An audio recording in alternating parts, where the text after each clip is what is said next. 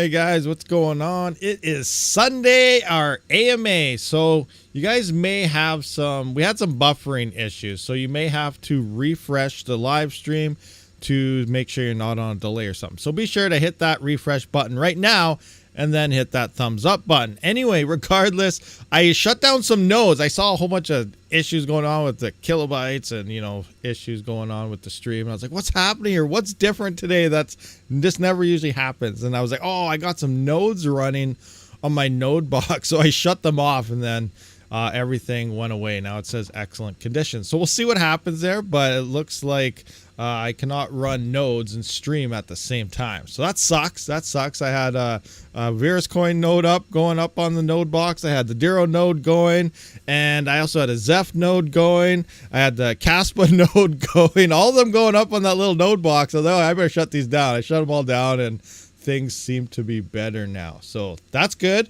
My internet sucks, so that sucks. But nothing I can do about that.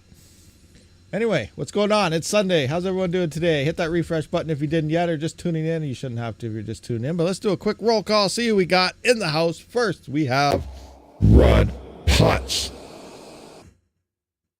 Budweiser. All right. Continuing on now. We got the buttons pushed. We got Zip Pirate, Ogre MGTOW. What's happening? Scrolling down. What is this? Uh-oh. I'm going to butcher this. Thushra Manaperma? Frank B. Zagatti, what's happening? Thought I heard someone beside me. I'm hearing things. Someone's sneaking up on me. Mark Sabacha, what's happening? Chirish, what's going on? King Mining's in the house. Skirm, what's going on? Mark Gurr, what's happening? Dan Ruggs Jensler, when are you going to be rugging XRP or something here? Or the SEC or who knows, something. Scrolling. What do we got here? Frank B. Zagatti. I believe we said that. Ninja Kid, what's going on? Son of a Rabid Panda is in the house as well, of course. Black Sales, what's happening? Ace K, Ninja Kid, Tails, what's good? Tails? Like, as in, are you Vost's dog there? Tails? We got 10 seconds of Tails happening? Right on. Awesome. Oh, it just jumped on me. Rigo Crypto, what's going on? Den Duddender. Den Duddender. Did I say that right? Did I butcher that? Hello from Norway. Hey, what's going on? Right back at you from Canada here. KASPA to $1. Ricardo, that'd be awesome. Let's take a look at KASPA right now. It hit an all-time high, I believe. I believe KASPA hit an all-time high. Let's go to CoinMarketCap. Check out the KASPA. Check out some KASPA action here. Engage. Let's go to all, kind of scroll this down a little bit. So this was the previous all-time high of 0.38. And, well, yeah, we can see right here, we're at 3.9. Right now we're at 3.782, but it's kind of, I believe it did peak at an all-time high. It's even higher now. What do we got here? 3.872. Thought I seen it. Is this out of date? Let's go back to the 7-day now. When did it peak? Yeah, why is this showing different? I'm butchering this. Okay, yeah, what? 37877 39. What am I on? What's happening here? I'm breaking something. 1 day. There we go. 4. There we go. Past 1 day. You got to zoom way in there on the 1 day. So it hit 4 cents. So yeah, we have a new all-time high for KASPA and USD. If you're from Canada like myself, it hit a little over 5 cents. I believe 5.4 or something around midnight sometime last night. Well, I guess it would be the same time as this, but sometime around midnight last night. So we're at all-time high. So now I'm up in the air. What do? Do we sell our KASPA right now and then hope for a big dip and then possibly buy back in? Not financial advice. I'm really up in the air on doing that. But then again, I don't want to lose any KASPA if it keeps going up. Remember, KASPA has not seen a bull run yet. Some people are selling constantly all the time, but I want to wait for the bull run. I don't know what I feel. It's just that it hasn't seen a bull run with an exchange. So it's going to be really interesting to see what KASPA could hit in 2025 at peak bull run time and potentially then. So I am trying to hold on to as much KASPA as I possibly can and just see what happens. Maybe it won't do anything past this point here. Maybe it'll keep dropping from here. Maybe we hit the all-time high KASPA will ever see in its entire life. I doubt it, but we never know. This is all gamble stuff, but I'm holding on to it. We'll see what happens and go from there. Bitmain KS3 released next month, so I don't know. I think Bitmain's actually delayed. Like, if you look here, let's look at Bitmain's website right quick. Bitmain, now it's not officially, like, there's no announcement. We got to delay a month or two or something, you know, crazy like that. But I do feel like there may be a delay coming, because these aren't going to come right off the get-go and say, oh, we're delayed or this. But we do know Bitmain delays all these ASIC manufacturers delay. We can't blame strictly Bitmain, but it used to say only August. There was only August in here. Now it is saying August, September. So just because they had to add September in there out of nowhere, I'm assuming it's probably going to be end of August, like the last day, or maybe sometime in September. As we get closer to this, it could say, you know, September, October for all we know. I don't know what's going on. You know, they got some delays. Now, Bitmain may be being a little bit smarter in this. Think about this. We're dealing with a massive FOMO, a miner that's making like anywhere from $1,000 to $2,000 a day. We've seen what happened with Kadena. Now, KASPA can support a crap ton more hardware than Kadena can. So it's going to take a lot of these miners to really destroy KASPA. Depending on the price, the block reward is going to slowly demise it as well over time. But initially, when these first released, you know, it's still going to be a decent block reward. Most of the KASPA has been mined anyway. But we're going to see what's going on here. So we have massive FOMO going on. These miners are supposed to make a much. The main reason is due to the fact that this is the first gen of ASICs above GPUs, and it's on an ASIC friendly algorithm. So you're seeing massive efficiency gains and massive hash rate gains, and that's why the profitability is looking so darn good on these. So I'm wondering, is Bitmain just going to stall it out until they can pretty much get their pre-orders in for every machine they have, instead of just releasing, you know, a batch here, batch there, batch there? They may be just stacking up all their batches into one, and then once they get everything sold, they'll just drop the ball, hammer the network all at once, so that they can get full price right out the get-go, and then eventually they'll be like, oh, here's a batch. But as we know, that profitability is greatly going to dip, so they're going to have to drop prices. So they may just be trying to sell as many as possible right now at top peak prices, and then just dump the network totally, completely down to nothing. So that could be a strategy they're doing. I have no idea. I'm 100% speculating, making this crap up right now, but it could be a possibility, right? You know, it kind of makes sense in my mind. Maybe it doesn't to anyone else, and I'm just saying whatever, but we never know. It'd be awesome if, you know, Bitmain delays till Christmas time. It's kind of an ongoing joke. We go with some people there. Do follow me on Twitter. Be sure to follow me on Twitter and other social media. Links are in the description. But we've been talking about that a little bit, you know, little jokes about, you know, Bitmain's delayed till Christmas. Awesome. We're all good until at least Christmas time. But, you know, I doubt that's going to happen. That's a long time. But it's going to be very interesting. KASPA is too risky to do that. I'll not sell any KASPA till 2025. I agree. And I do believe they're working on smart contracts and other things. DEXs and stuff will eventually come to KASPA by the sounds of things. But who knows? We'll see what happens. I don't know what's going on. Something between, if you guys are on Twitter, have you been seeing the whole thing between Kadena versus KASPA versus Kadena? It's like these members are just beaking off at each other constantly, and they sound like a bunch of 2-year-old schoolgirls just doing nothing. Like, it gets pretty annoying to watch. And KASPA's been seeing nice price gains, and all of a sudden, I can't remember what it was. Someone said something, and some KDA miner guy comes rolling in and says, this is nothing but a pump and dump scheme, scam, something. You guys aren't even making any DEXs. You talk about decentralization, blah, blah, blah, blah. And then it goes KASPA to zero. And I was like, well, even if KASPA went to zero, it'd still be paying miners more than Kadena. It was kind of a cheap shot. But, you know, it kind of gets annoying watching them bicker at each other all the time. Anyway, moving on.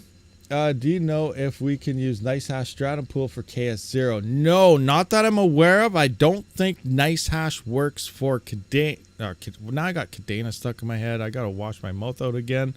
But for KASPA, I did try it previously, and no, I would not connect. I get the dashboard locking up and freezing and things like that. So I think they have the wrong stratum in place. They just don't have the proper stratum like we did see with the latest stratum miner for your own node. Speaking of mining to your own node, first day I did get 5 blocks. Yesterday, 12 or 13 hours went by and I did not hit a block. So I said, okay, enough of this. Back to the pool. It's not worth the gamble. You know, you may get some better days. You're going to get some worse days. But the thing is, right now with KASPA, these KASPA ASICs, and if you have one or whatever, you know, you want to get as much KASPA as possible, because in the next couple of weeks, we're going to see a lot more hash rate. We're going to see like a 4 to 5x gain in network hash rates here, just out of small batches being released of the KS3s and so on. So KS3s, KS3Ls and whatnot.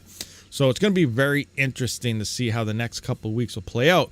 But you're going to want to stack up as much as you possibly can right now. And I don't really think it's really worth that solo mining gamble. Now, once all the hash rate is huge, you know, solo mining then might be a better option, especially once they release the 30 blocks per second thing, because then, you know, very fast block times, you know, solo might be pretty good at that point. But right now, just I don't think it's worth the gamble, and just, you know, rack up as much KASPA as you possibly can. And depending if you want to sell it, you can sell it. If you want to hold it, you want to hold it. But like I said, myself, I'm actually trying to hold my KASPA because it has not seen a bull run, and we could see some interesting prices. But who knows what they could be. But anyway, how much price to 2024? No idea. The bull run starts towards, you know, end of third quarter, start of fourth quarter next year. So we're about a year and maybe a year and a half until the start of the bull run. Now, the start of the bull run I'm referring to when prices start going up and they maintain up. We're going to see dips and stuff for sure, but it's when we're going to start seeing healthy gains across the market. That's when I feel the bull market begins. Some people say they don't consider a bull market till we're at new all-time highs. That makes the bull market very, very short in terms of that. So I think that, and then obviously we're going to hit our peak all-time highs in 2025, at least for Bitcoin. When it comes to all these alts, we don't know. We could see... we could possibly see some coins smash all-time highs next year. That happened on a previous coin. Fudweiser just gifted out 5 Rabid mining memberships. So congratulations to all you guys who did get a gifted membership. Ninja Kid, Frank B. Zagatti, Golden Wolf. Golden Wolf gets them all the time, I think. I saw Ninja Kid got gifted a couple as well. We got Connor Spruill there. Congratulations. Wilfred Stewart. Congratulations to everyone who did get your free gifted memberships. Oh, Apache, what's going on? Do you think there will be a huge sell pressure after KS3's release? That's a very good question, and that a lot of people are curious about that. Will there be massive sell pressure with these big, expensive ASICs? Now, that all depends who buys these ASICs. Now, you got to remember, some of these people that are buying these ASICs, that means they're like rich. They got a lot of money saved up, or they sold coins or hardware, whatever, and they got that because they're seeing this FOMO happening. So will they sell? It all depends to the mine. Like I said, myself, if I took out a loan or something, obviously if I took out a loan and I had to buy one of these miners, I'm not recommending. Don't do that. I'm not doing that. But if I did, I would have to cover at least the loan payment. So I would have to sell for those loan payments, and then you got interest, and it's going to cost more, yada, yada, yada. But people that have the money and they just straight out bought it or something, and they don't have any type of interest or payments or however they got their miners, it's all up to the miner. Now, if I myself had enough money to buy one of these miners, I would not be selling it to ROI the miner. I would be holding on to that KASPA, just like I am with the KS0. I have enough. I ROI'd. If I sold my KASPA right now, I could pay off and then start that. Some people say, oh, well, that's when profitability starts now, after it's ROI. I mine for a totally different reason. I'm not there for Lambos and everything.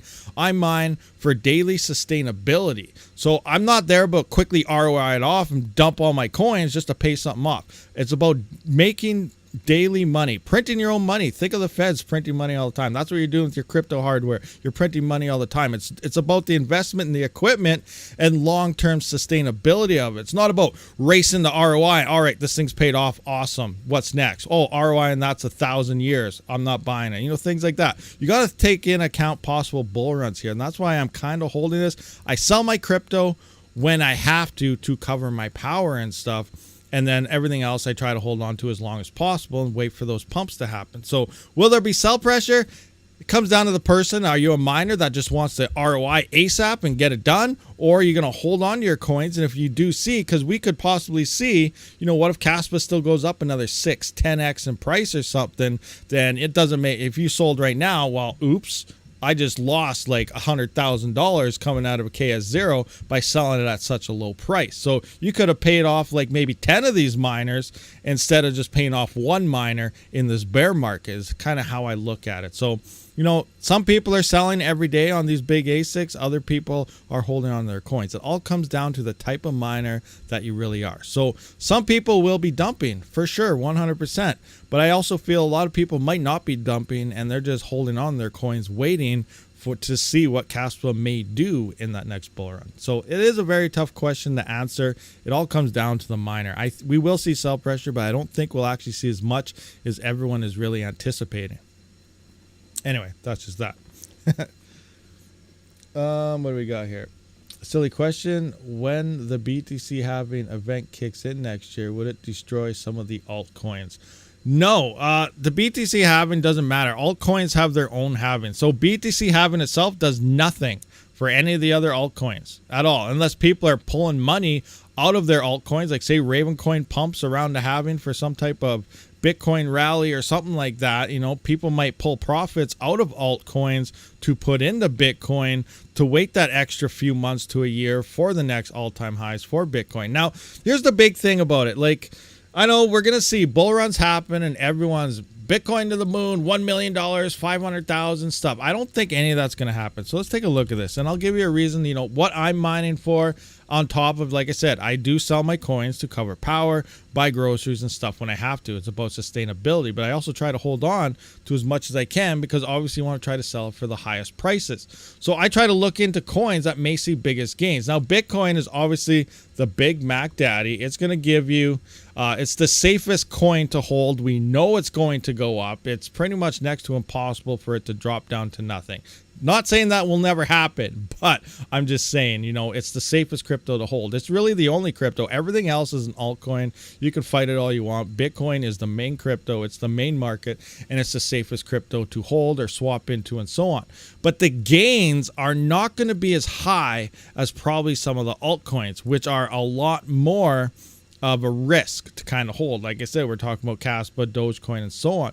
But if we look at this, we can see it right now. We're at about $29,000. I do expect Bitcoin to probably hit in the next bull run somewhere around 100 to 150,000. That's what I'm guessing Bitcoin is going to peak at. There's going to be people saying 500,000. There's people saying 250,000 by the end of this year. That's not going to happen. We're not in a bull run this year. It starts next year. Follow the cycles. Use the news to maybe do some trading stuff, but it's not going to happen this year. I don't care. Too many people are just putting out BS all the time. Anyway, next year is when we're going to start seeing those, and then 2025 will be the highs. But I feel at the peak of 2025, we're going to see around 100 to 150K, kind of based on that. So looking at the current price right now, let's just go 100,000 Bitcoin.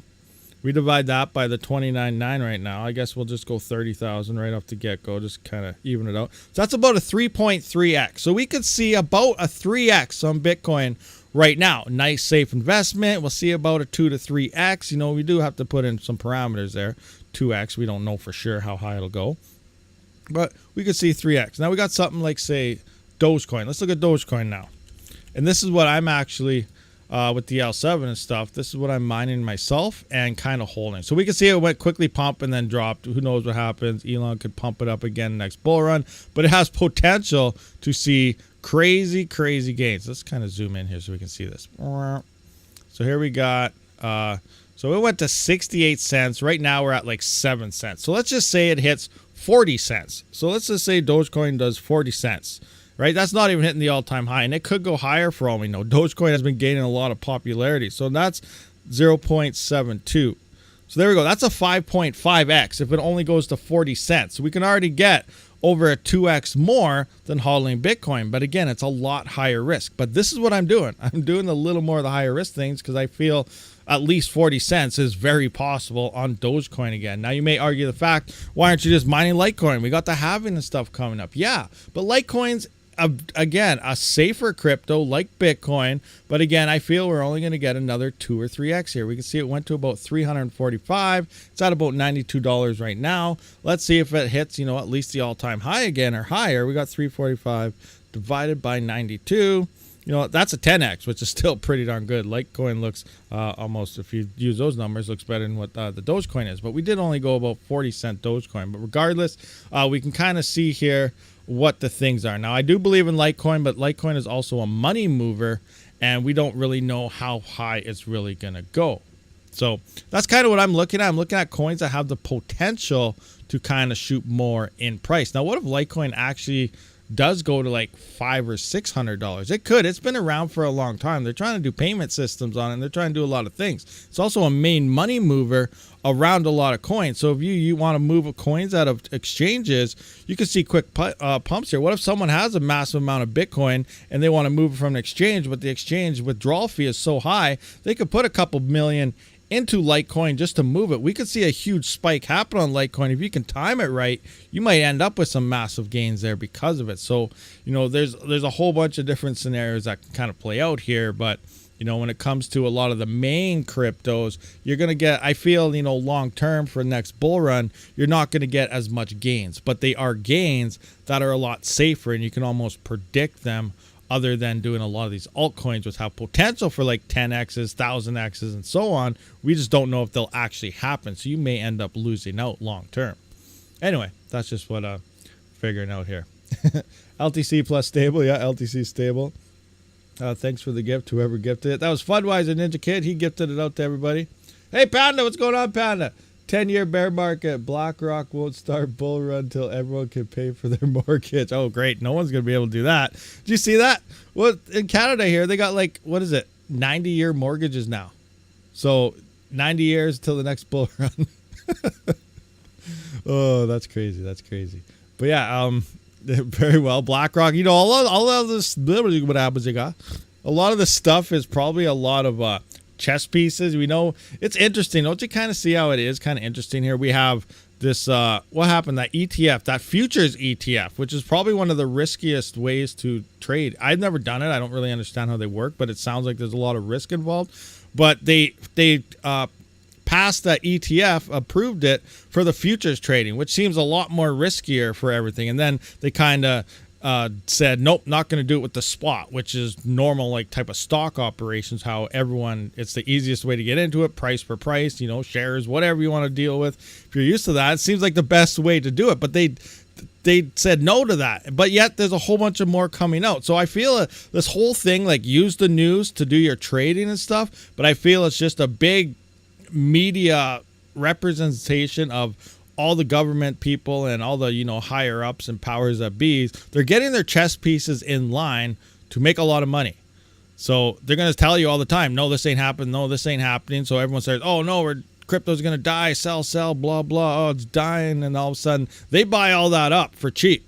And then they say, okay, yeah, looks like we can do this now. Let's do this. Oh, we're waiting for this other partner. We just needed this to go in. Let's reapply now. And everything gets approved. Bam, everything shoots up, everything's set. But guess what? They got their chess pieces in play because it was 100% manipulation. So you got to keep these things in mind. The future will be in crypto. Use news and everything to maybe, like I said, do your day trading and whatever else. I'm a horrible trader, so I don't do any of that unless sometimes I pretend I know how, and I win sometimes. Most of the time I lose. But use that to your day trading problem. But I do feel the cycles will tell you everything you need to know. We get all-time highs every 4 years in Bitcoin. Alts, they cycle differently. Sometimes it happens the previous year, like Flux hit the all-time high in 2022, not 2021, where Bitcoin did. And there was one coin out there that actually happened in 2020 versus 2021. So their alts can be anywhere in between that. So next year we could see some of these alts hit their all-time next year, previous to the main Bitcoin bull market. So keep an eye on that. If you see your coin exploding to the moon, you might want to try to take some profits because that could be its all-time high. But again, we don't know. We don't know what everything's going to peak at or anything. And if you try to sell at the top, obviously you're not going to be able to because everyone's selling at that point, and it's impossible to sell at the top. So you are going to have to try to hit it somewhere around 75% if you really want the volume to pull out of something. So just little things to keep in your mind. We don't know what anything's going to hit. It's all gamble, speculation, using news to your advantage, but just keep those little things in mind. Flux is pumping. Go Flux. Is it really? What did it pump up to? Let's see. What do we got? What do we got for Flux? Flux mooning. And, oh yeah, what do we got? 41 cents. I don't even want to look at that chart. I got to laugh at it. Anyway, yeah, that looks more like Flux. That reminds me. It's pumping. Look at the 1 month. It's almost out of red. 7 to 8. Oh my gosh. Maybe is there a Flux Classic? Maybe that one's pumping. I don't know. Flux Classic? Did anyone fork Flux yet? It might be doing better. I'm just joking, guys. I'm just joking. But it's not looking too hot. Oh, man. KASPA on Coinbase or Binance Ponder. That'd be interesting, too. Yeah, KASPA's not really on a major exchange, is it? Yeah, that's another thing to kind of keep an eye on. I don't know. Who knows? Who knows what any coin will do? Like, for all we know, this might be KASPA's all-time high and I'll never hit it ever again, for all we know. Like, that could be a thing. We have no idea. Or it could hit 15 cents, 50 cents, 20 cents, 60 cents, $100. Imagine if it hits $100. Not happening. But, you know, we don't know what things are going to do. Things are crazy. It's crypto, right? Just got my tracking number for your KS0 coming Tuesday finally. Awesome. Yeah, so I did go back to the pool here. Speaking of pools, check this out. So, bam. It's not ready yet. It's not ready. I'm having a database issue now, I think, though. But where is it? There it is. So look at this. Rabid pools. We're going to update the graphics and things like that. But Veers coin is currently right here. And if you kind of come in, you can see a little bit of that. Oh, wait. Someone's on it. What's happening here? There's a miner on it. Oh, it's probably in testing phase. That's not me. We're working on a little bit. Dashboards slowly coming in and stuff. But Rabid Pools is slowly making its way. I'm still looking for what all coins I want to throw onto this. You know, I'm thinking like XMR and I don't even know. Well, you know, there's a big thing in my Discord about coins to add to this thing. So we'll figure it out as we go. But we're starting with Veers coin. It looks like there's a little bit of I think Havoc or someone might be testing this right now. So we'll see what happens. So that's interesting. Looks like something's happening on it right now. But yeah, Rabid Pool will be coming. I still waiting on trying to figure out what all coins I want to do and stuff. Oh, another question I get in Discord as well. Veers coin, how does it work? Merge mining, all this stuff, making it like, how does it compete with what's it called?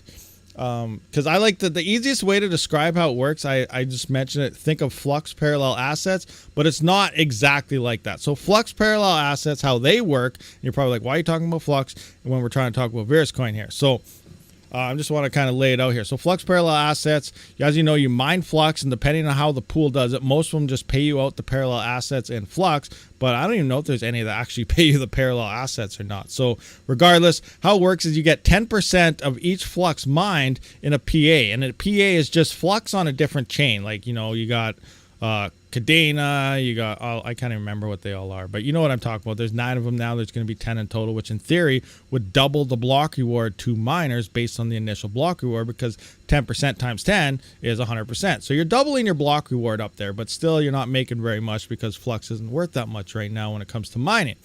But think of that, but with Veers coin. But Veers coin, instead of having the parallel assets, when someone creates a coin, it's its own blockchain. It's not Veers coin. You're not getting Veers coin in a set percentage on a different chain. You're getting a full blockchain there, and you're going to be merge mining it if it's proof of work. You can just mint tokens, and it'll just become a token like an ERC20 or something like that you see on Ethereum. It's a little more expensive to do on Veers coin.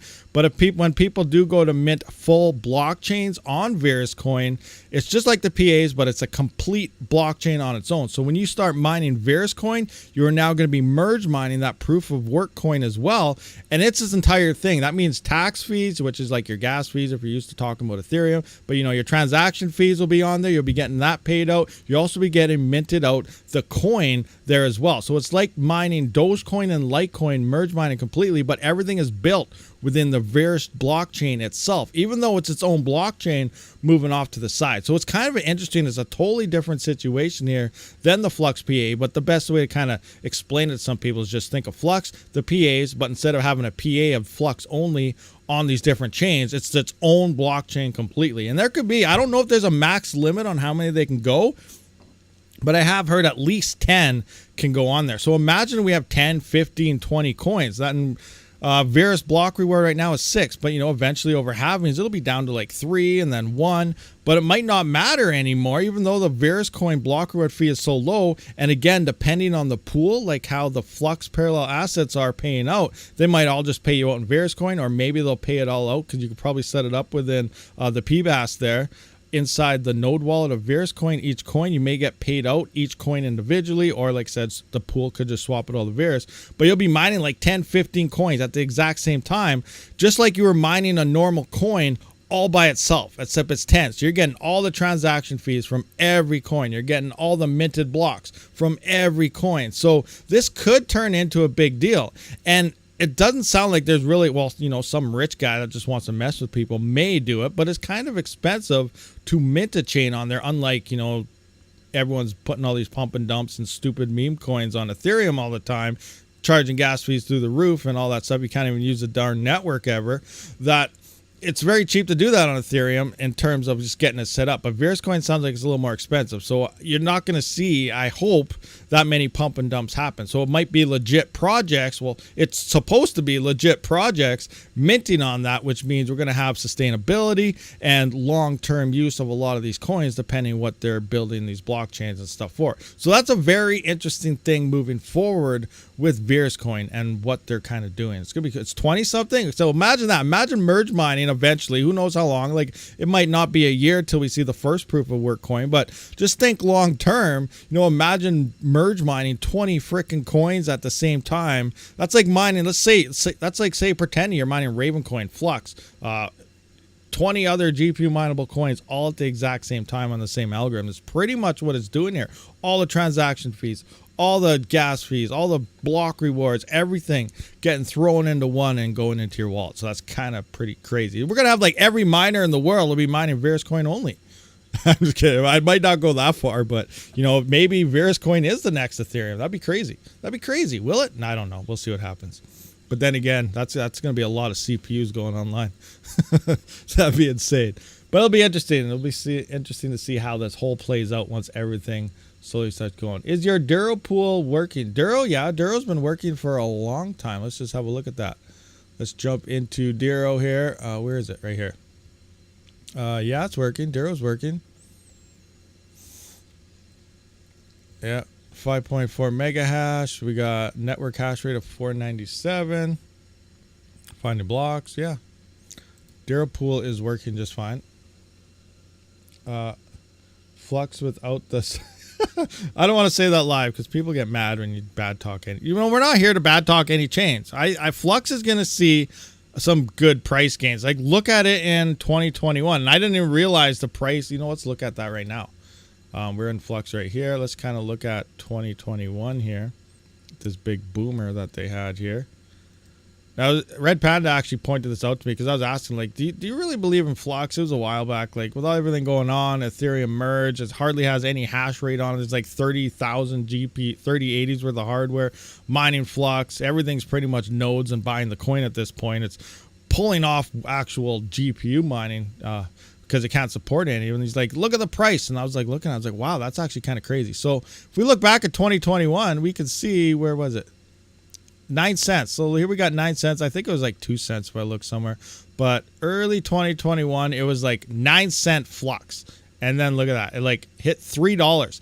9 cents to $3. Right now we're at like 41 cents. So, you know, I don't know what it's going to hit. $4, $5, $6. No idea. But from now till possible bull run times, we're going to see some huge gains. So if you're holding the coin, you got the coin, you bought the coin. That's why I do swap stuff into it. I'm not mining it because the profitability of Flux is absolute trash. I'm saying I have no problem saying that.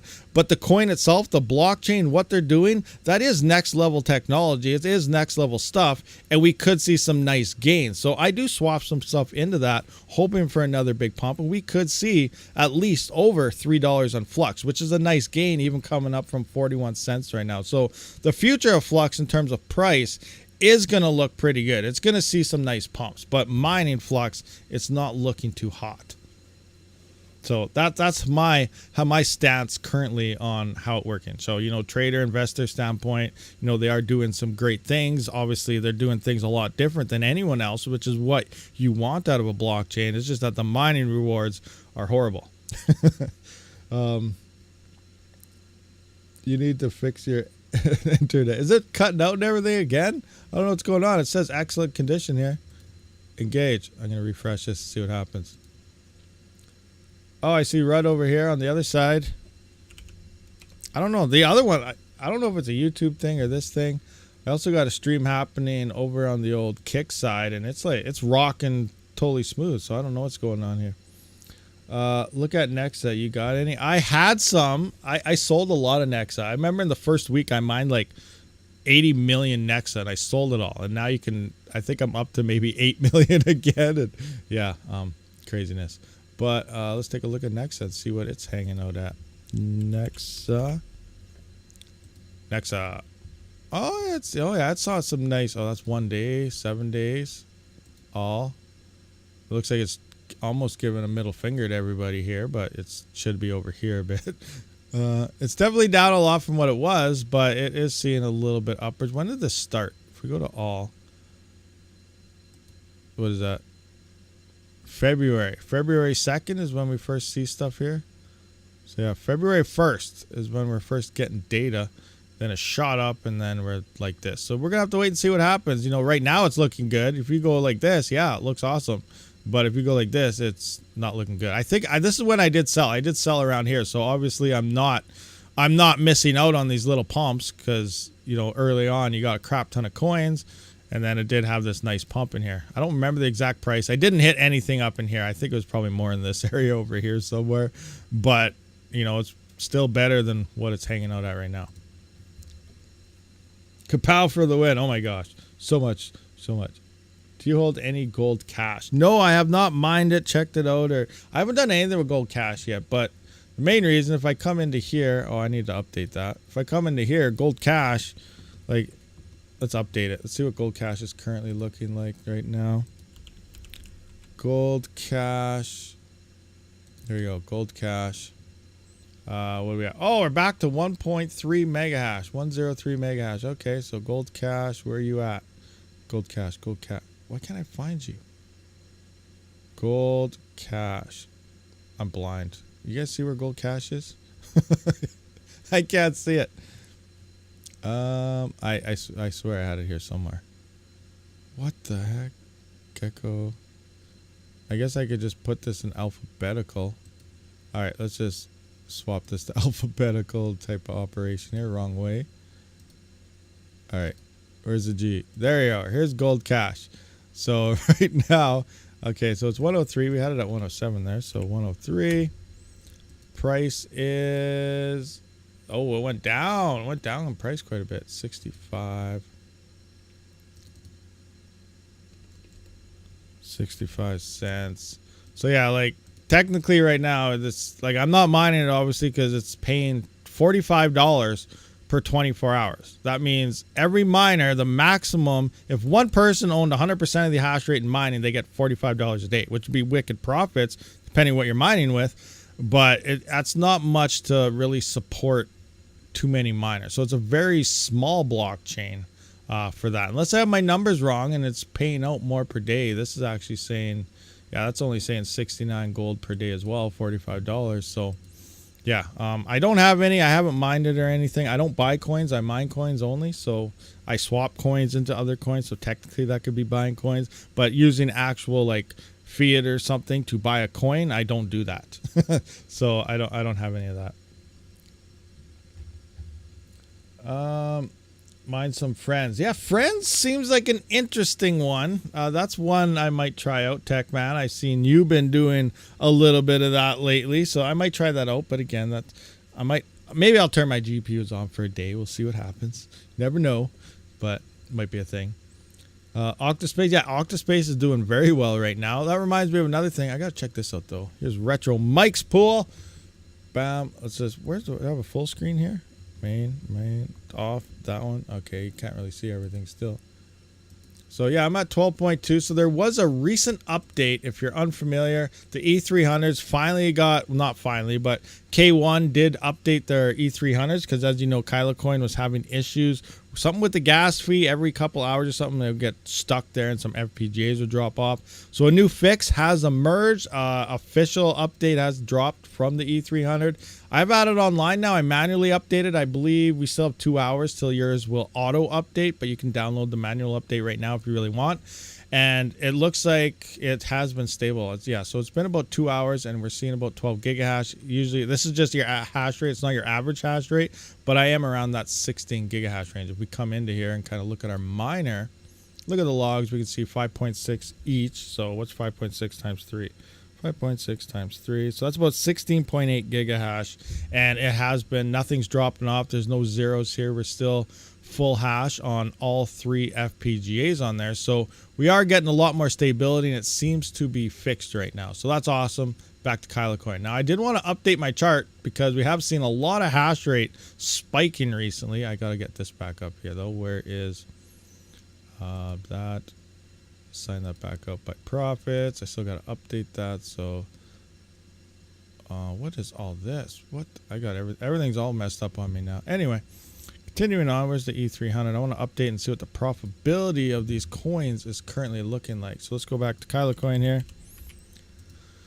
We got a network. Oh my gosh, 6.77 terahash on the network now. 6.77. Oh geez, 6.77. Current price is, we're at 238. Up slightly now. It is down from when it jumped the other day. Again, remember, Kylecoin is only paying out $1,400 a day. So the main reason why a lot of profits there is because there's not much hash rate there, but it won't take much to absorb $1,400 right now. But we can see we're still profitable at about $2.34 after power, $3.45 if you had free power. Let's take a look what Ironfish is looking like right now. And there is a big thing going on with Ironfish right now with the unknown hash rate. Look at all this hash rate. So on the known pools right now, there's about 495 terahash. The whole network is sitting at about 1.69 petahash. 70% is unknown. So there's a lot of stuff going on with Ironfish right now. If you haven't heard about it yet, they're wondering what they should do. They're thinking about having a fork. So I think they have a vote or something going on, but they might be forking to an FPGA ASIC resistant algo. A lot of the thoughts are currently maybe something like ProgPow. You know, if you're all for that, you know, go vote or whatever. Myself, that's a lot more use of a power, and you know, you're going to need a decent coin price to cover power prices and so on. But you know, there's a crap ton of hash rate here coming out of like an FPGA farm or something, and they don't know where it's coming from, which is kind of funny if you think about it. They're dealing with a privacy coin that promotes privacy if you want to be private, and now they're mad that they can't see where hash rate's coming from, and they're trying to figure it out on a privacy chain. What? That's kind of funny. I gotta laugh at that. But yeah, point is though, it sounds like there's a big FPGA farm racking up all the Ironfish. So maybe they think there's a big thing happening, but they want to have a fork, and they want to fork, and they're asking the community if they should fork and all this stuff. So if you want to vote on Ironfish, there's your thing. But anyway, let's update this now. We're at 1.69 petahash. 1.69 petahash. And price is at 70.7 cents, 7 down a bit, 70.7. So we're at $1.07 in profitability, so that's not looking too hot. KASPA, let's see how KASPA is looking on the old E300 now. KASPA, well, we can get price here. We're gonna have to go to Explorer to actually see. Oh, it's saying 2.45 here. The other day we were at 2.5, so we'll see 386, 0.386, 0.386. Now let's go to the KASPA Explorer. I'll just do it through here. See what kind of hash rates we got rocking on KASPA right now. 2.42 petahash is actually on it, so it's down a little bit. 2.42, 42, bam. So so wow, okay, so KASPA is actually more profitable than Kylecoin now on the E300s. You guys see that? $2.50 after power, $3.56 before power. Let's pump our power prices up. Let's go 25-cent power. $1.16 on KASPA, 92 cents on Kylecoin. Let's go to 30-cent power.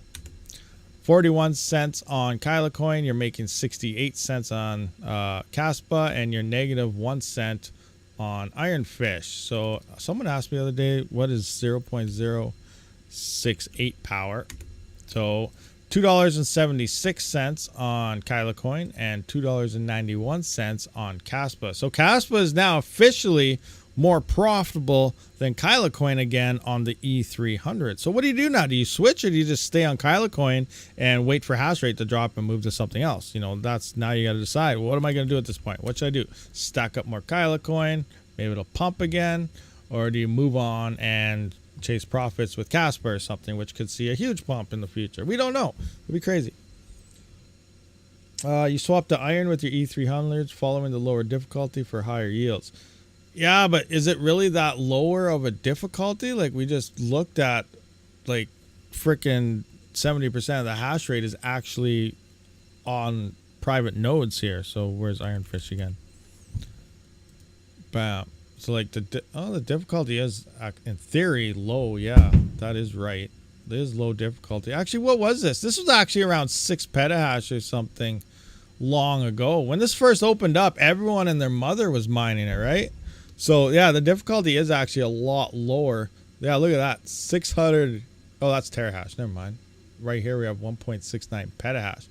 I can't remember what it was at. I'm pretty sure we were around like what, 5 or 6 petahash on the network when it released, wasn't it? So yeah, the difficulty is actually lower, even though we're seeing a massive out of bounds type of hash rate happening. They changed the ship dates for a reason. Who changed what ship dates? How looks KASPA prediction with Ice River ASICs? Oh, you want to look at, okay, we can take a look at that. Let's take a look at the Ice River ASICs prediction. So KASPA ASICs, what do you guys want to know? We can check out all sorts of stuff.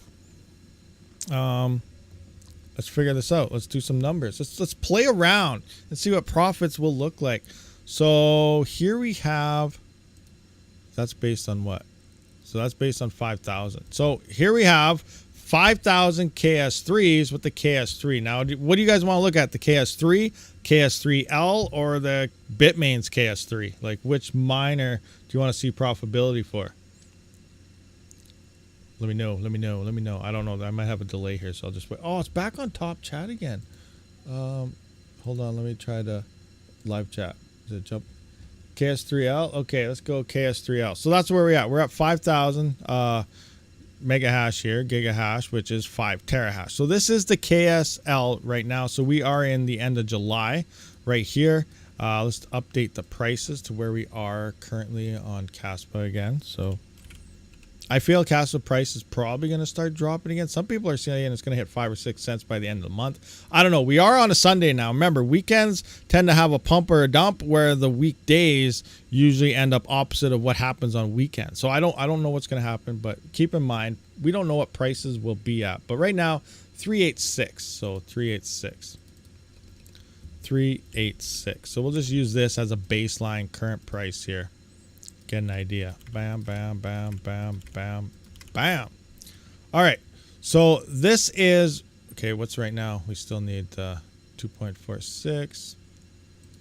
We're at 2.46, so down a little bit. And copy. Let's put all this in here. So that's all right now. All right. So this is current network hash rate, 5 terahash. And we can see 36,000 coins a day. Now, this is just with the block rewards. Actually, we're right here now. So right here is where we are right now, July, with the block rewards. And here's the block reward reduction all the way till December. So till the end of the year, this is what things could potentially look like. Again, we don't know how many of these big ASICs will be online, and we don't know what the KASPA price will actually be. But based on block rewards alone, with all the network parameters as is right now, we're going to go from 1,328 to 1,253 to 1,183 to 1,117 to 1,054 down to $995 per 24 hours with 5 terahash by December. And you can see the coin droppage here from 34,000, 32, 30, 28, 27 down to 25,000. That's a lot of coins though. Now that's based on current network difficulties. Now we're expecting let's just look at 2,000 miners going online. So that's this right here. So we're going to copy this network hash rate. That is about 17.6 petahash with 2,000 miners online. So we'll just look at that starting. We're pretty much in August. So let's look in August here with 2,000 KS3s. So now we can see 5 terahash will go from 1,328 to 174, 164, 155, 146, and down to 138 by the end of the year. So that's kind of what we'll expect. Now that's with 2,000 KS3s going. That's KS3s, the Bitmain ones going online. So remember, they're not going to drop till sometime September, but we'll take a look now. Now here's worst case scenario. Again, we don't know how many miners will actually emerge, but this is the network hash rate if 5,000 of the miners end up online by the end of the year. So that's about 42 petahash. Right now, we know we're looking at, oh my gosh, the hash rate is spiking. We're almost at 2 petahash.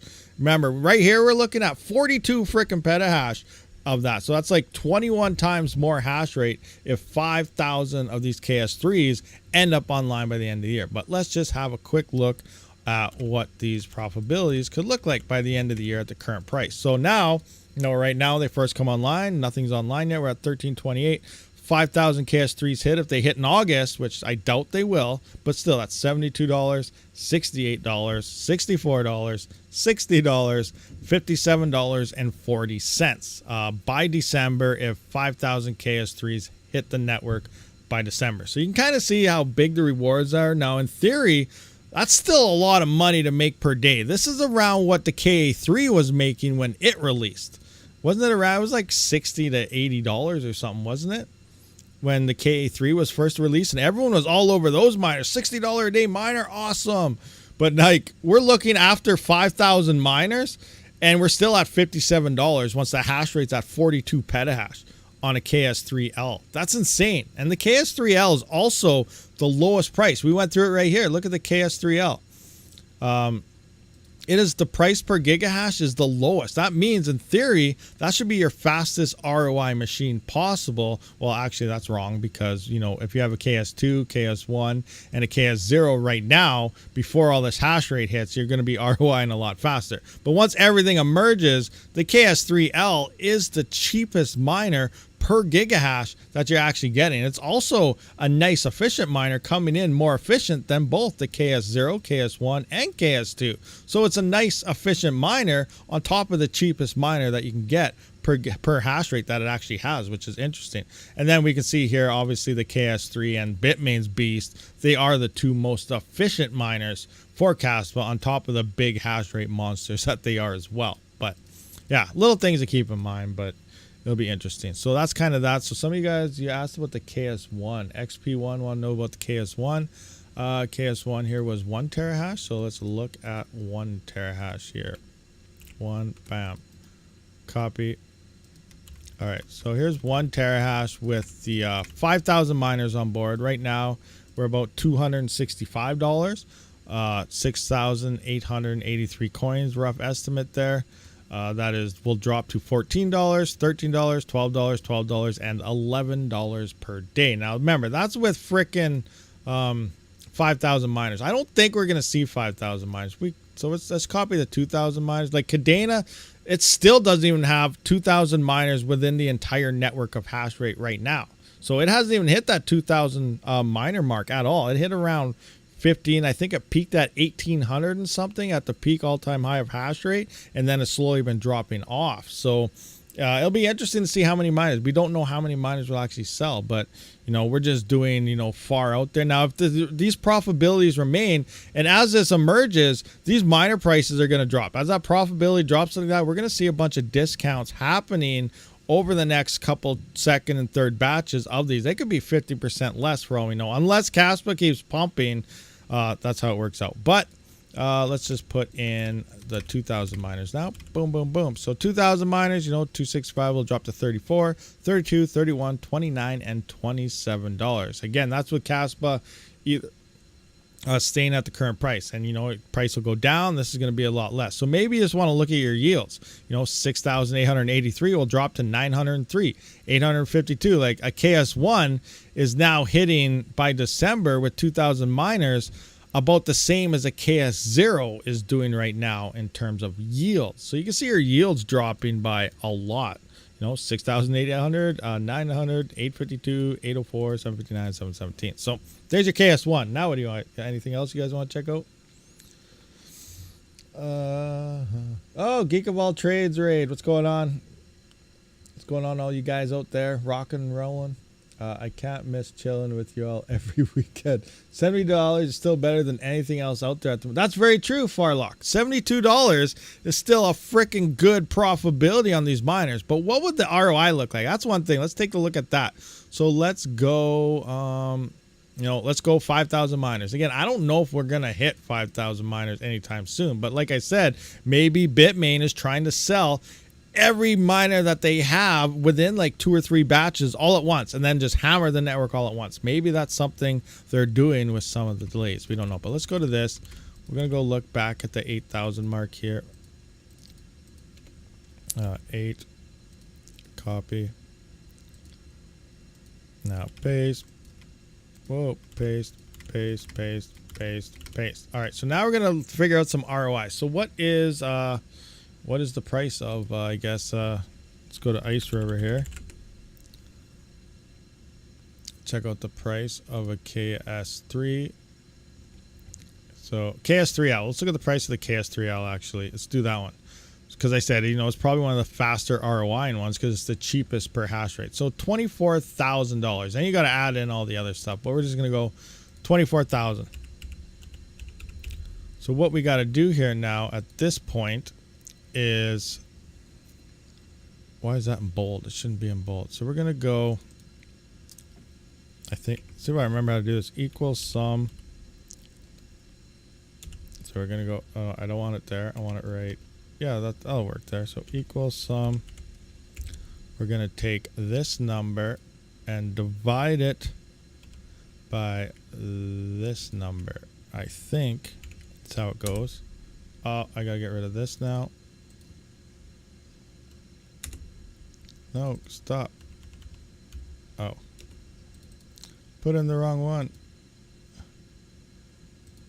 Hold on, hold on. I'm messing this up completely. Divided by that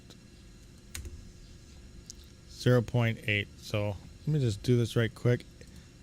I think I have that the wrong way. Oh no, I totally butchered that the wrong way. So I need this number divided by the other number. Oops. So we want this divided by this. There you go. So it's in dollars, but I think that's 11.2 months or days. So let's just go. I'm gonna do it on my calculator now. 24,000 divided by 21, 25, just to be sure. 24,000. What the heck? I'm doing something wrong here. I know I am. Why is this messing up? 24,000 divided by, okay, 2125. There we go. Yeah, 11.29. Okay, so yeah, this is 11.2 days to ROI at these. So now, if I just take this and I copy it and I put it all the way down, we can see our ROIs from these values, hopefully. So now what's this doing? It's doing, oh yeah, okay. I need to change this one out now to M. Oh my gosh, I'm butchering this completely. Oh, not that one, not that one. Uh-oh, go back, go back. Go back. Uh-oh, I'm totally wrecking this. This one has to be,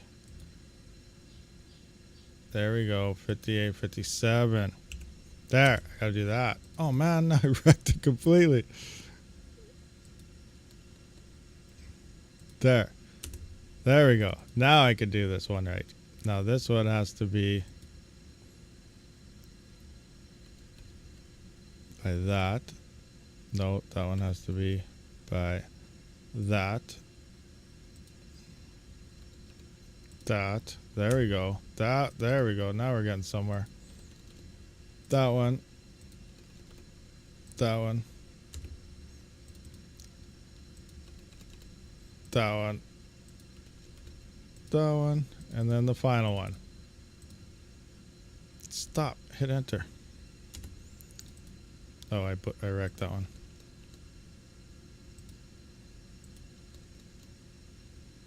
Oh, that one. I wrecked it already.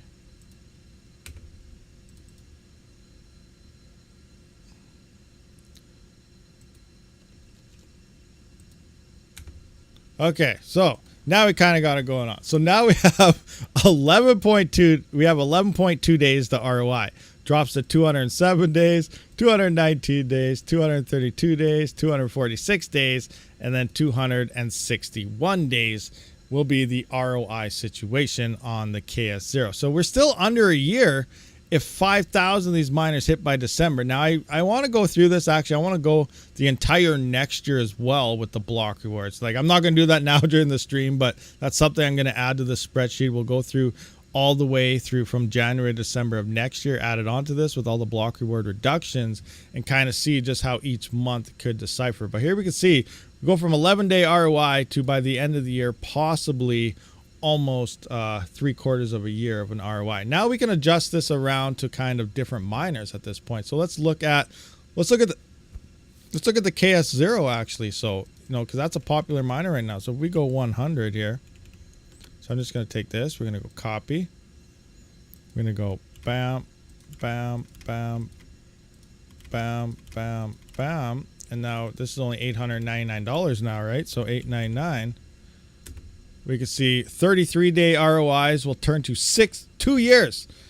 The KS0 will turn to a 2-year ROI. Bam, instantly if 5,000 miners go online. Then 658 days, 697 days, 783 days. We can see how the KS0 is changing rapidly. It's not as bad as the KS5. The KS3L looked a lot better in this. They're still under a year. But the KS0, this is why earlier, that's when I made that video about this, about price per mega hash and how the KS0 is one of the biggest ripoffs. But it is actually good because a lot of people, it's only using 71 watts of power, right? It's not using much power, won't destroy your power bill. But the price you're paying for it is a crap ton. Actually, that's based on the $999 price. But like I said, the KS3L is the cheapest miner per hash rate that you're getting. So technically, it would be your fastest ROI machine to get into your arsenal. It's not as efficient as the big guys, but it's still more efficient than the KS0, KS1, and KS2. But look at the ROI. Now, that is with 5,000 miners. Let's look at this with 2,000 miners. This might be a little more realistic based on this, but again, we still don't know. So let's look at 2,000 miners online. So we're still, by the end of the year, looking at, you know, just under a year if only 2,000 miners hit. So that's crazy. That's crazy.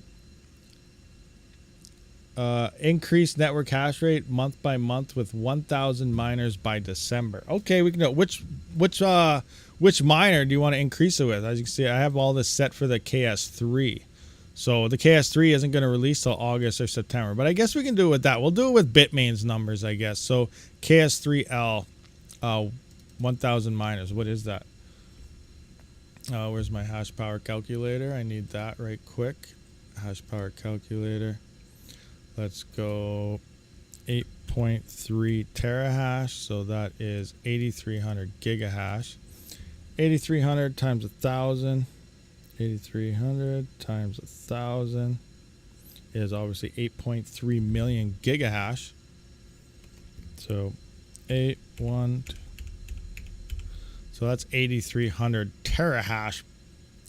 8.3 terahash every month here if you base it on 1,000 miners. So I just want to get this in here. 1,000 miners equals 8.3. Get this bigger, just so we have this for reference later on when we try to do crazy stuff. 8,300 petahash. Oh, I guess I should put that to 83,000 terahash though. Terahash, and go back into here, double it up. Terahash. 8.3 petahash. Oh, 8,300. Oh, I almost messed this thing up. Put that 8,300 petahash.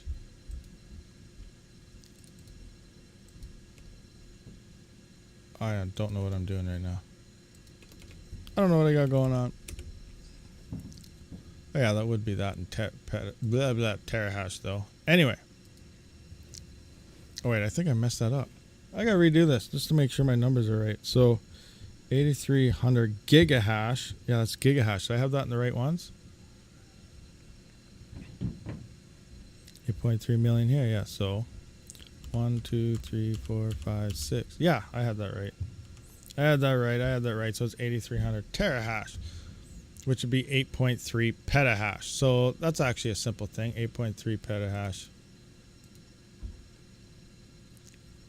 Boom, boom, boom, boom, boom. Ah, where's my screen? 8.3 petahash. I gotta put 1000 here. So now we can just simply add in that. So let's start with the initial one where we are right now. So then we just got to add in that petahash. So we'll just go 2.46.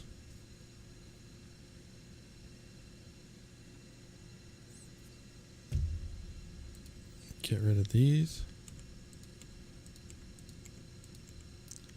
2.46 plus, where's my calculator? This is all in gigahashes. 8.3 petahash into that. So 8, 9, 10. 10. 3, 4, 7. So we're there. So now we need 6, 1, 2, 3, 4, 5. 5 zeros, is that right? 5 zeros? Yeah, that's right there. So there's the first one. So we'll go from 1,000 miners. We'll go up to from 33 days to 55. Now we got to do this again. So we're just going to actually, if I just take these, copy this one in. Got to go up another 8. So now we're at 18. So it'll be 19 point what? 18, so 7. Actually, it'd be 19 right on this dot here. So 19. We copy this, put it in. Another 1,000 miners would be another 8. So you got 19. Ouch. Oh, I almost knocked my water over. So now we're at 27.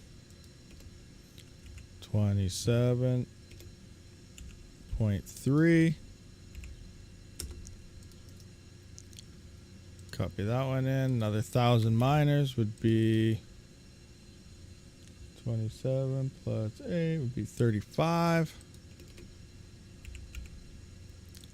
6.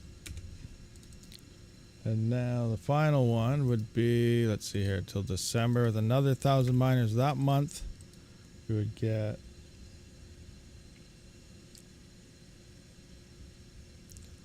43.9. Bam. All right, so there we go, 43.9, which makes sense, I guess, because we went up 1, 2, 3, 4, which we end up pretty much where we at, slightly above our 5,000 miners here, but 1,000 a month over 5 months is up to that 5,000 miner mark. But we can see 1,000 miners a month going online starting in August will drop the KS0 to 155-day ROI, 293, 446, 616, 805-day ROI. I'm just adding the KS3s because it's all over once Bitmain releases, and they're supposed to set to release somewhere around August or September, which is sometime next month to the end of the month, and then we're just adding in. We're just doing speculation. Like, this is not going to be 100% accurate here, but we're basing it off 1,000 KS3s each time. Like Bitmain, when they release in September, they could just drop all 5,000 miners at once, just trying to get as many pre-orders in as possible and then ship everything at once. Say, okay, we're done.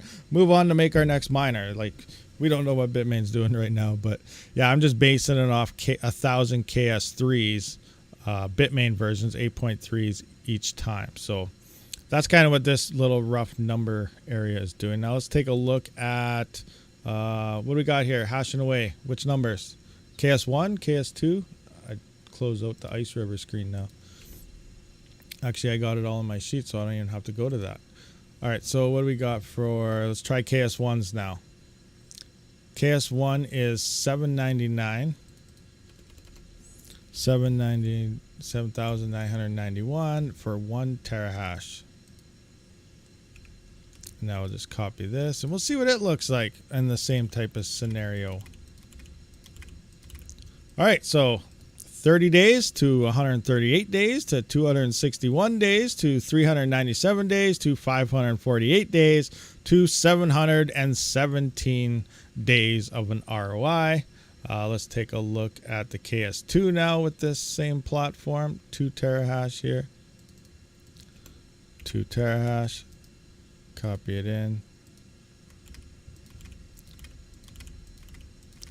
Now we got 2 terahash coming in at $14.99. Bam. Remember, this is before import fees and taxes as well. So this is just straight listed price on the Ice River website. So it's actually going to be a little longer ROIs as well. But we got 28 days, 130, 244, 372, 514, 672 days of an ROI. KS3L, let's take a look at you now. What are you looking like these days with this same platform? Oh, 5,000. Let's see your copy. All right. Engage. So now we got 11 days, 52, 97, 148, 205, 268. We can see here, though, like, it's still looking bad, but the KS3L, the ROI days, like you said, because it's the lowest price per hash rate, the ROIs are still not too bad compared to the other miners. But let's take a look at the KS3 as well as Bitmain's KS3. So now we got 8 terahash rocking in here, 8 terahash. KS3L is probably the best buy miner if you want a KASPA ASIC, is what it's looking like. Use them links in the description if you are looking for one. I'm just saying, but you know, you can see how bad things are going to change fairly fast here. What do we got here? For what's the price on this bad boy? 24,800. Oh, I didn't adjust that. Never mind. I didn't adjust the price to the KS3L. I failed. Let's go back to that. We got to go back to that. We got to go back to that. You guys are probably telling me that in chat, and I wasn't paying attention because I was trying to put in the numbers. Price of 24,800. Now we got to try this again at 5 terahash. You guys are laughing at me. I know it. I'm not even looking at the screen because I know you guys are laughing right now. All right, there we go. 18 days, 86 days, 161, 246, 340, 444. So it even goes slightly more than a year, but it's still not as bad as the other. It's still down to $55 a day. I'm going to look at the chat now, see you guys are laughing at me and telling me to do that. Can't wait for the Radiant bit stream so all your FPGAs and Kylo coin can move over. I can get back to solo mining on my 2070. Yeah, Radiant. Well, the public bit streams for Radiant is available for everything except for the E300 right now. So you got to keep that in mind as well. But yeah, once the E300 said it is a fairly popular FPGA package, so you know that will cause some hash rate depending on profitability. Remember, if it's not profitable, a lot of people probably just stay on Kylo coin or something, but we'll see what happens once that emerges. So here we're looking at that. So now we need the KS3 at the 8 terahash bad boys. Make sure we adjust the prices this time. All right, make sure we adjust prices, adjust prices. So now we got 47,800, so 47. All right, 22-day ROI right now, 103 ROI by next month, 194 ROI, 296-day ROI, 410-day ROI, 535-day ROI by the end of the year. Still, let's look at that. It's like it's only 2,311 coins per day, depending if it hits this hash rate. Again, I don't know if we're gonna see 5,000 massive monsters on the network. You know, all the miners together. You know, 43 petahash of a network. It's crazy, but that's definitely an insane number. We're only hanging out at. We're not even at 2 petahash. Actually, we are at 2 petahash, 2.4. So we're not even at 3 petahash yet on the entire network. So it's crazy. Now let's look at Bitmains. Bitmains is the biggest, baddest monster of them all. Let's take a look at this.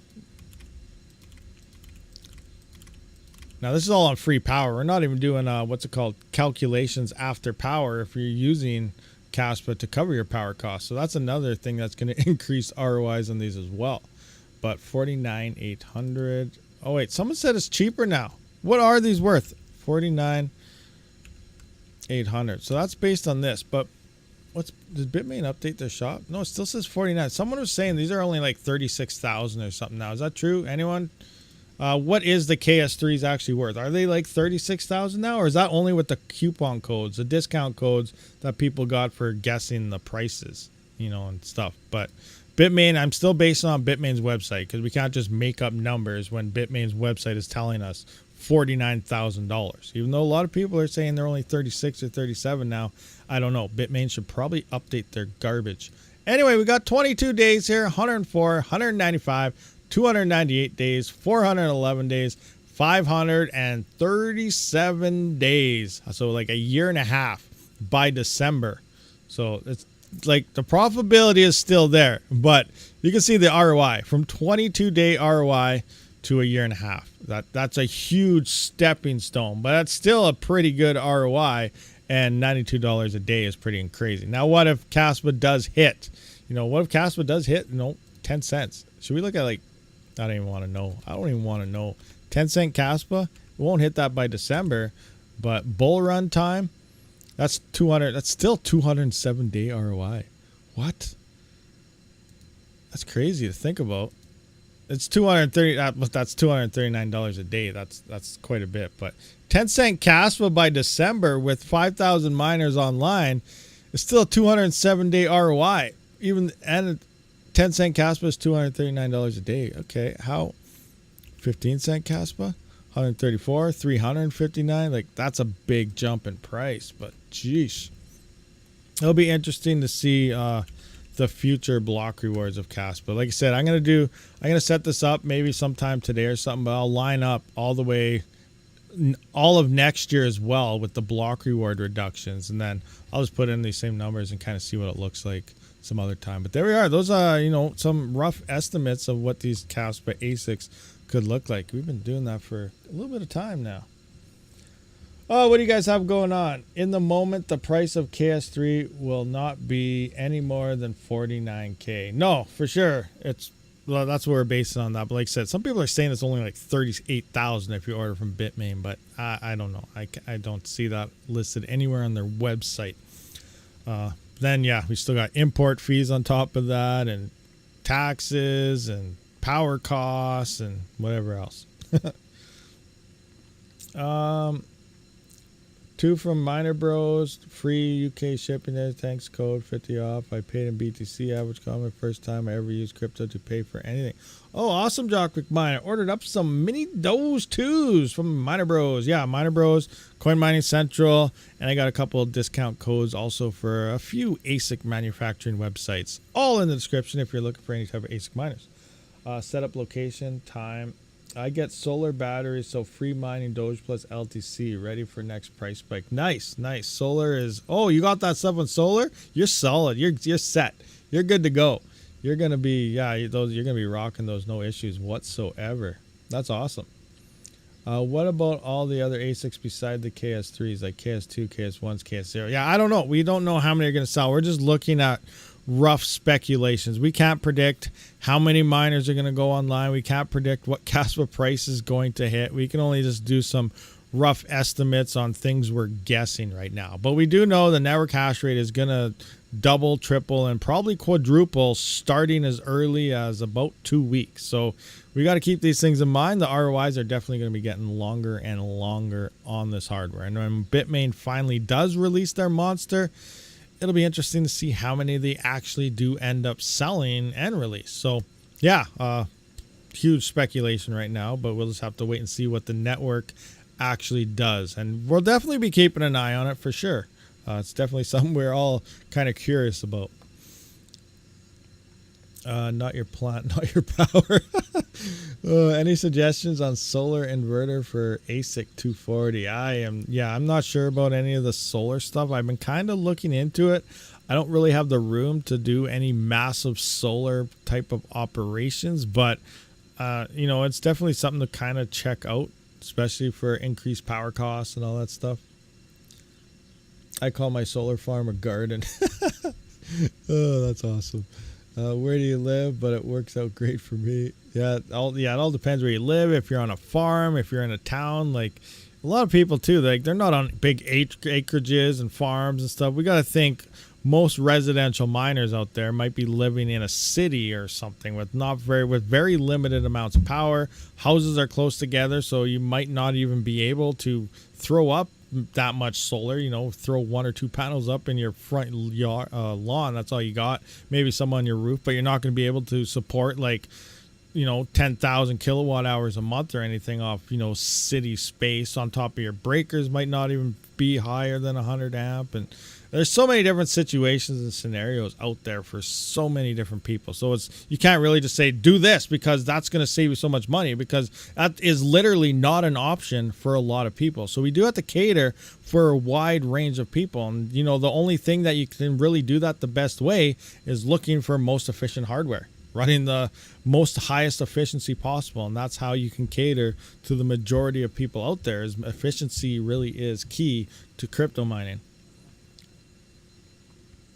But even a little setup could run some CPU or GPU rigs, but yeah, not running ASICs.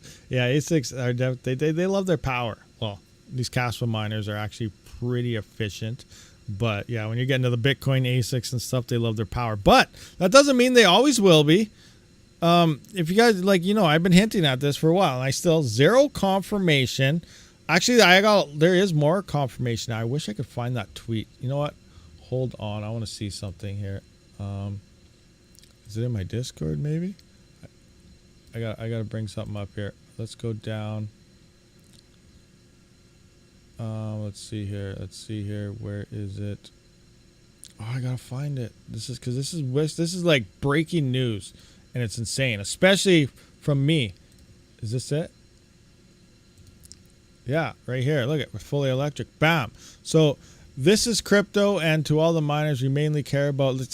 Jazz Miner was asking about mining disrupt. What do you want to see, and so on. Anyway, fully electric. We've been talking about this for a while now, but we mainly care about newer, more efficient miners. Let's go. Everything else is second. Let's see the new script and BTC miners. Got it. That's what we're working on. Jazz Miner. That's got that question, and that's what we're working on. They are working, like we've been saying, they're working on a Bitcoin miner and a script miner, and it's going to be insane. Now, early rumor numbers based on what these could be is, like, think of 120 terahash, an S19J Pro Plus Bitcoin miner for 120 volt, like 1100 watts. That's another thing that's just going to destroy Bitmain. Bitmain has not been able to compete with Jazz Miner. Look at Ethash. E9 Pros are garbage. As much as people love them, they're garbage. They're limited to a certain amount of coins. They're not that efficient for Ethash, even though they're better than the Apollos, obviously. But look at the X16s versus that. Half the power worth that per hash and stuff. It's crazy. So imagine 120 terahash Bitcoin miner for a home miner in the form of a Jazz Miner that's doing it on 120 volt. That's insane. That's some of the numbers we're kind of getting leaked here. We don't know anything for certain. Now also think of script. Litecoin, Dogecoin. Currently right now we got the L7, which is a beast. That's the best miner you can get until the L9s emerge. But I'm also hinting towards the L9 might not be that good of a miner. It's going to be definitely better than the L7, but it still might not compete with Jazz Miner's impossible hash blades. The Jazz Miner script miner is rumored to be about 5 or 6 times more efficient than an L7. So picture this. Picture an L7, 9.5 gigahash. What are they, 32? What are they doing? 3425 watts. Divide that by 5. So picture 9.5 gigahash like an L7, but instead of 3,425 watts, it's doing it at 685 watts. Imagine an L7 at 685 watts pumping 9.5 gigahash. No, that's the level that Jazz Miner is kind of trying to bring into script here.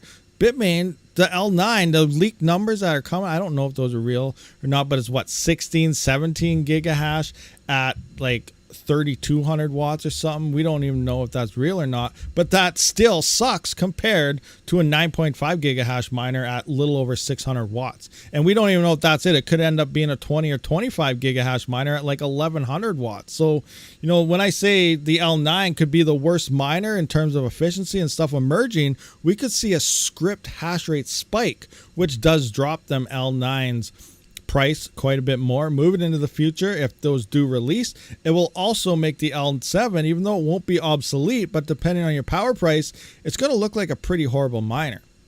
And then $20 L3 Plus and stuff are just probably going to fall off the network unless you got free power or something, because those are going to be absolute trash at that point. So just because a miner is cheap doesn't mean it's a good idea, depending on your power price and the, home mining don't have massive amounts of power. Like I'm limited to 2 30-amp breakers. That's it.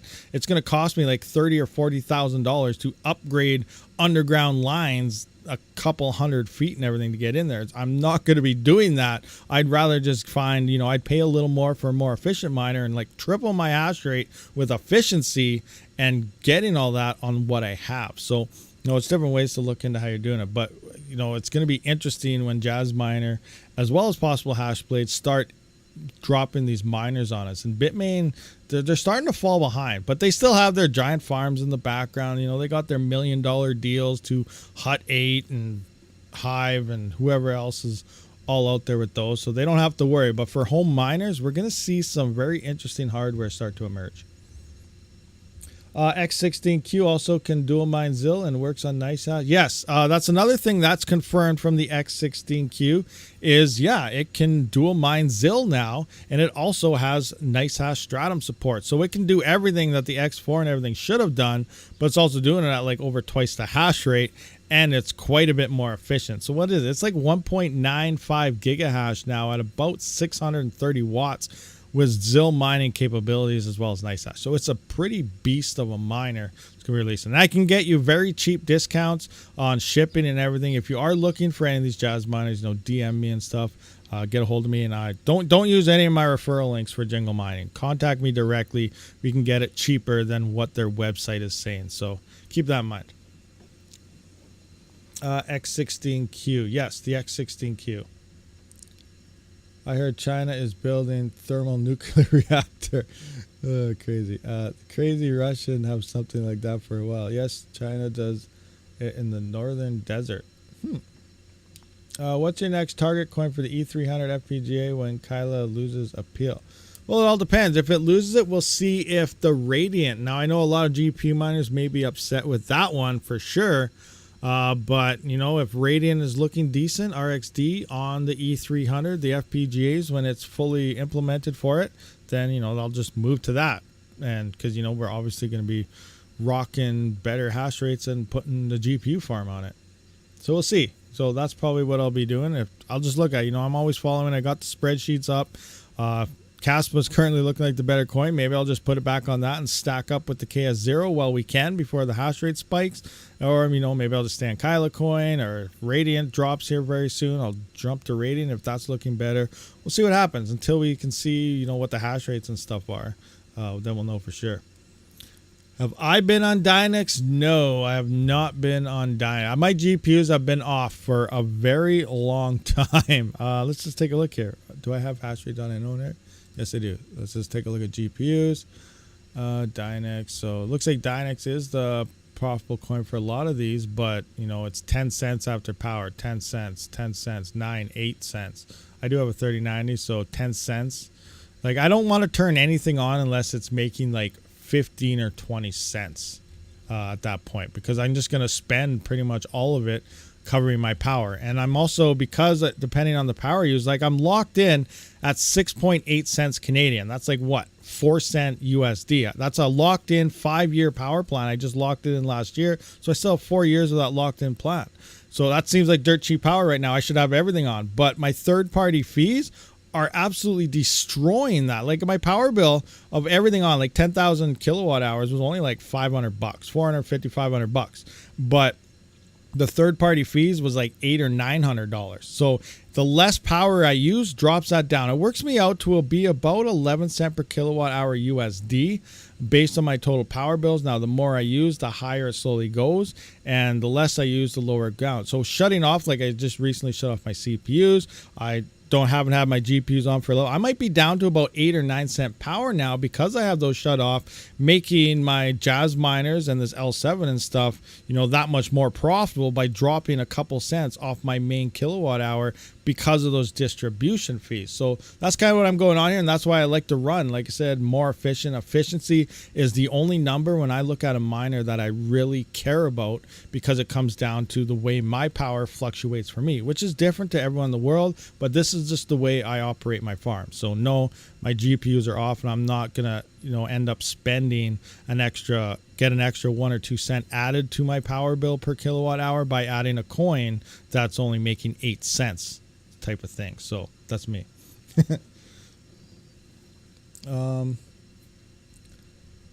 No more cheap or free power. I'll take it. Yeah. Forget to add power. X16Q is about 14 a day. Yeah. ROI. Yeah, like jazz miners are looking pretty good. Like, even don't forget about the ZIL. Like, we looked at that the other day. Like, remember we looked at ZIL the other day? Let's just look at my rewards right now.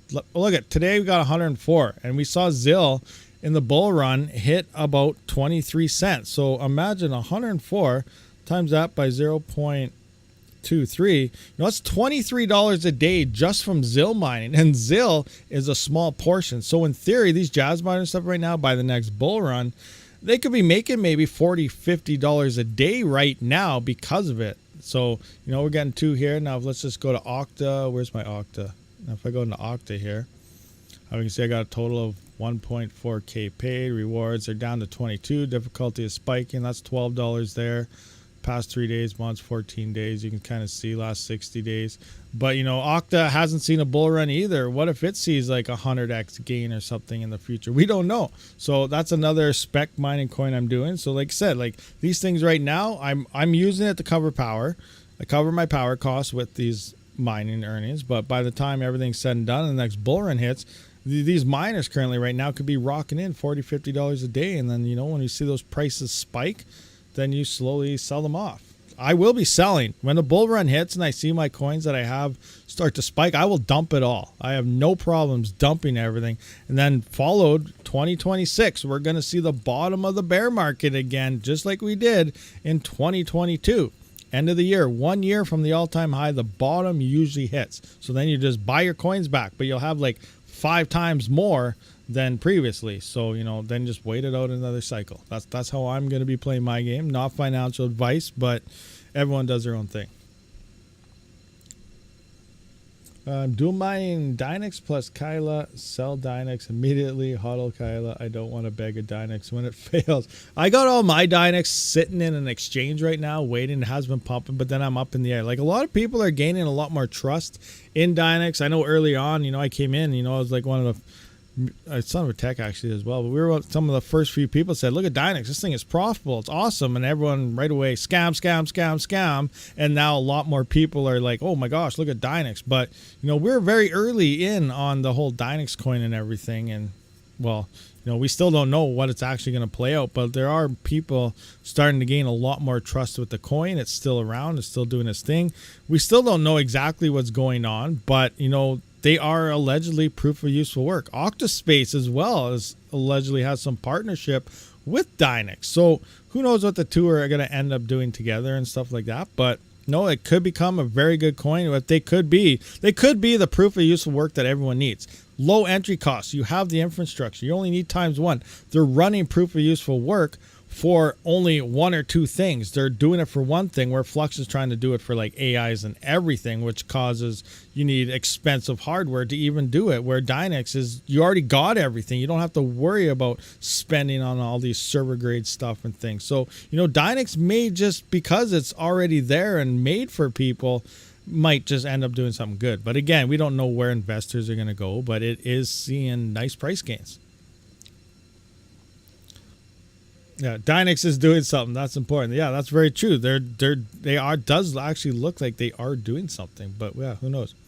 A right now is being mass produced, so Dynex will win. There you go. Interesting. I believe in Dynex as soon as I heard about it. See, DJ Mines believed in it as soon as he heard about it. A lot of other people obviously didn't. Just like with every new coin, when a coin first emerges, you got to treat it with a little bit of grain here, saying, okay, well, do you trust it? Do you not trust it? Never trust anything until it proves itself to you. But, it is still here. It's gaining value. It's doing things. So more people are starting to trust it now. We still don't know the long term of how it's going to play out. It's still a gamble, but, it is gaining a lot more trust throughout all the miners and everything out there. So that's a good thing moving forward for sure. I bought 3,500 Dynex. It's worth so much right now. Yeah, I don't even know how much I have. I don't have that much, but I think I was pretty close. I was around 2,500. I sold some. I don't know. I might have about 1,500 left. Not 100% sure on that situation.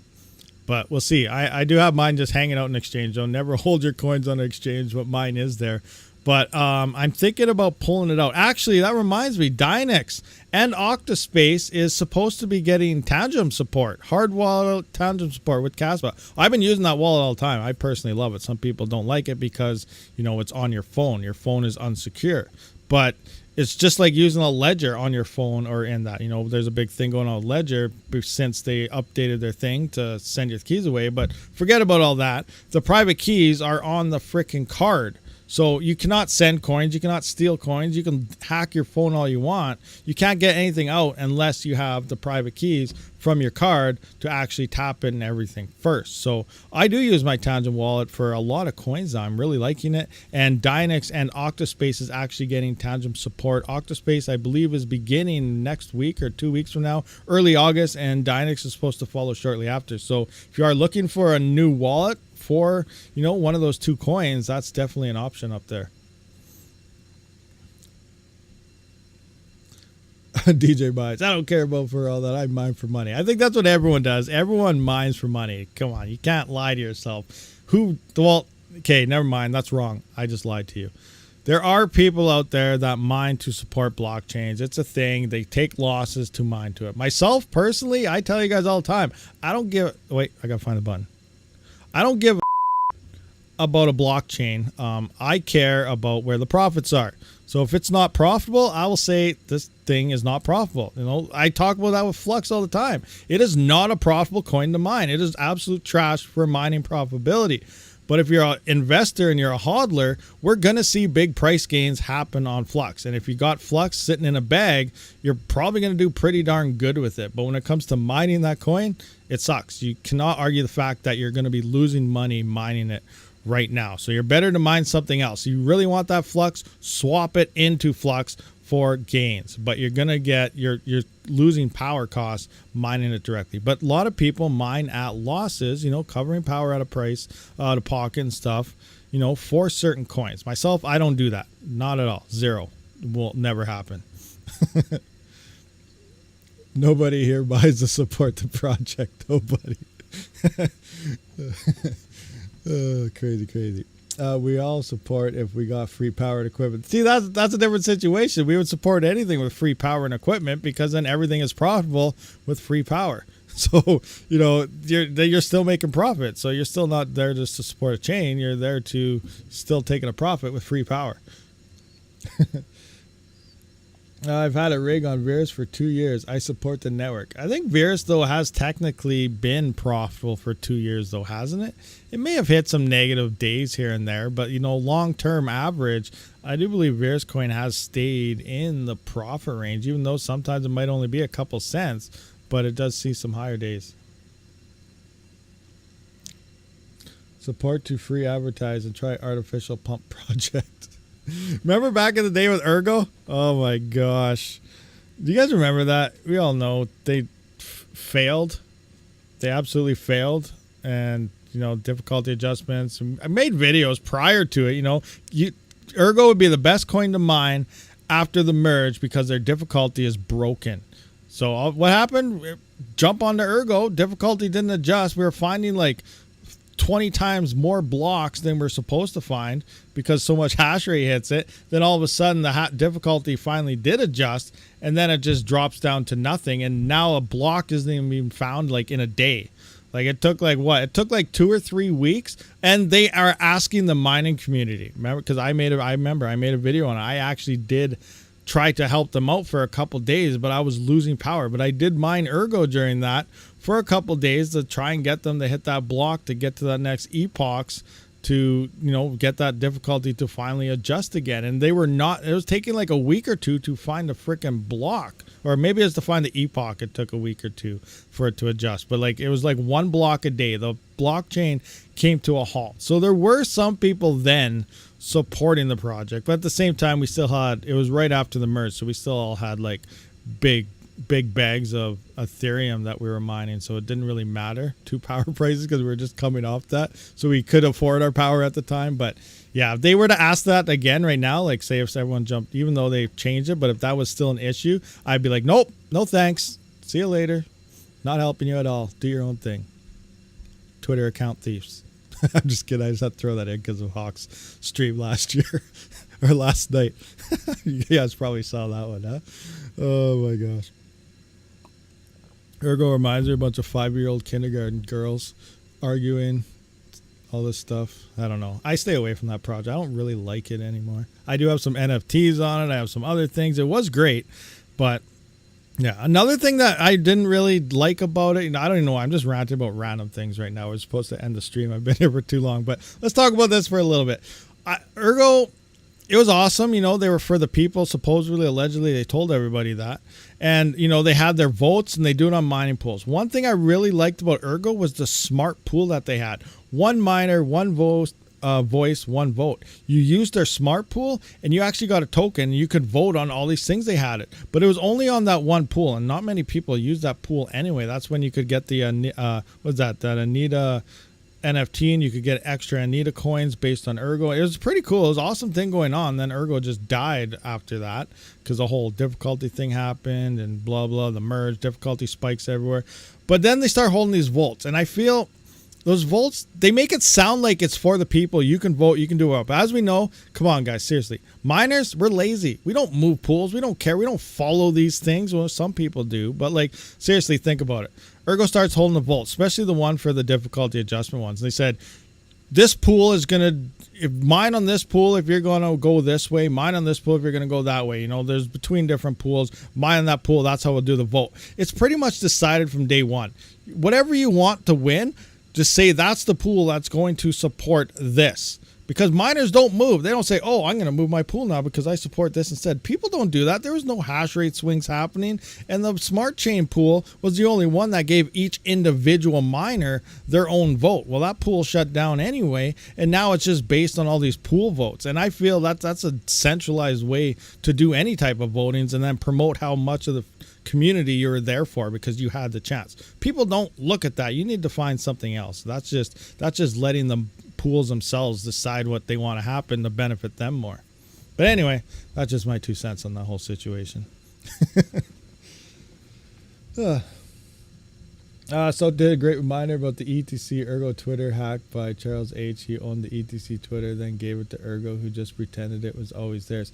Yeah, I didn't see that video, but I do remember when it first happened. I don't really know what all happened. Was it, you know, at first it sounded like they hacked it, and then they got a hold of it, and then it came out that they gave it to them.